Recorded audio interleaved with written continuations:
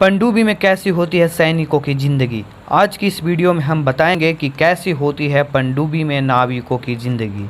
हमारे देश की सेना ज़मीन, आकाश और जल सभी जगहों से हमारे देश के लिए चौकस रहती है। लेकिन दोस्तों, हमारे देश के कुछ सैनिक ऐसे भी हैं जो दिन रात ज़मीन और आकाश के बजाय समुद्र के हज़ार फीट नीचे से देश की सुरक्षा में लगे रहते हैं। ये वो नाविक हैं जो पनडुब्बियों के अंदर कई कई महीने रहकर देश की सेवा करते हैं। दोस्तों, इन नाविकों की ज़िंदगी के बारे में जानने के लिए आपको ये वीडियो अंत तक देखना होगा। नमस्कार दोस्तों, मिस्टीरियस वर्ल्ड में आपका स्वागत है।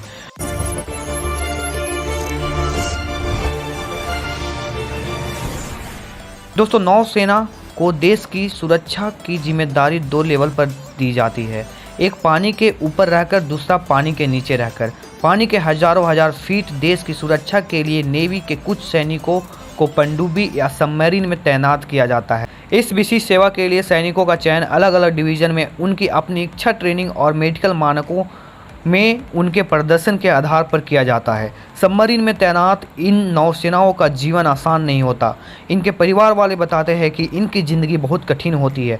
जब वो किसी मिशन पर जाते हैं तो परिवार को ये भी पता नहीं होता कि वो कितने दिन के लिए कहाँ जा रहे हैं और वो कब वापस आएंगे। परिवार को बस इतना पता होता है कि वो ड्यूटी पर जा रहे हैं, इससे ज़्यादा और कोई जानकारी नहीं होती। जब वो पनडुब्बी के भीतर होते हैं तो नहाना तो दूर, उन्हें तो दाढ़ी बनाने का भी मौका नहीं मिलता। किसी भी देश के सैनिकों का सबसे घातक हथियार पनडुब्बी ही माना जाता है। दोस्तों, सबमरीन या पनडुब्बी पानी के नीचे और ऊपर दोनों जगह चल सकती है। नाविकों का मुख्य काम पानी की गहराई मापना और दुश्मनों पर नज़र रखना होता है।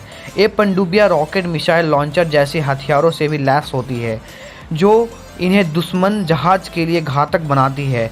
इसमें तैनात सैनिक किसी के नज़र में आए बिना दुश्मनों को घर में घुसकर उसको तबाह कर वापस आ सकती है। लेकिन दोस्तों, जिस समय ये सैनिक पनडुब्बी में तैनात होते हैं उस दौरान इन्हें कई तरह के होशियारियों का सामना करना भी पड़ता है।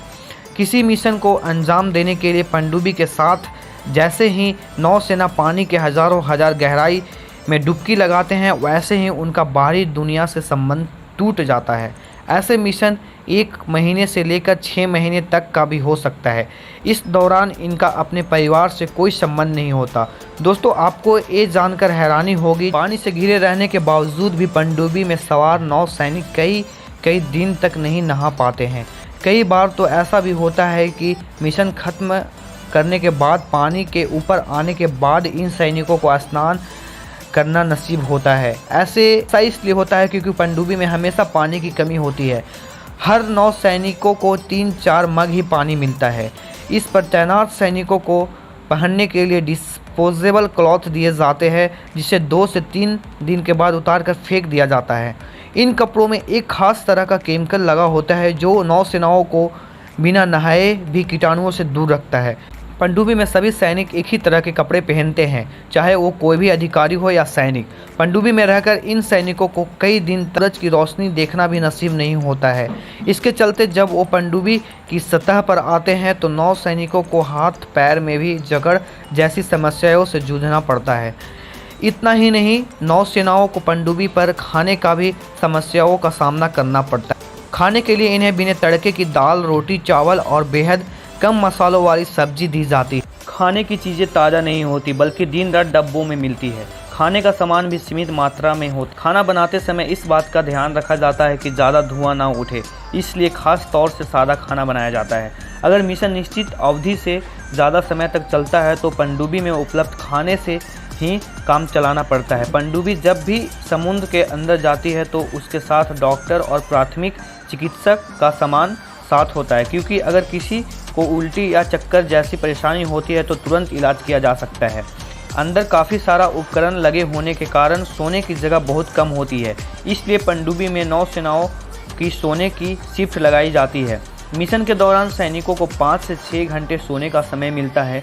पनडुब्बी में सोने के लिए अलग अलग आमने सामने 2 कंपार्टमेंट होती है और वहाँ का तापमान बेहद गर्म होता है, इसलिए कभी कभी कुछ नौसैनिक वहां भी सोने जाते हैं जहां मिसाइल और टारपीडो रखे होते हैं, क्योंकि ये जगह पनडुब्बी के दूसरी जगह के मुताबिक काफ़ी ठंडी होती है। अगर हम ये कहें कि भारतीय सेना के ये फौलाद दुनिया की सबसे खतरनाक नींद लेते हैं तो गलत नहीं होगा। तो दोस्तों आज के लिए हम सब मिलकर इन वीर जवानों के जज्बे को सलाम करते हैं जो देश की सुरक्षा के लिए सबसे मुश्किल हालातों में अपनी ज़िंदगी बिताने के लिए तैयार हैं। हम उम्मीद करते हैं दोस्तों हमारी आज की वीडियो बेहद ही पसंद आई होगी। अगर अभी तक हमारे चैनल को सब्सक्राइब नहीं किए हैं तो जल्दी से जाकर सब्सक्राइब कर लीजिए। हम ऐसे ही वीडियो लेकर आते रहते हैं। धन्यवाद।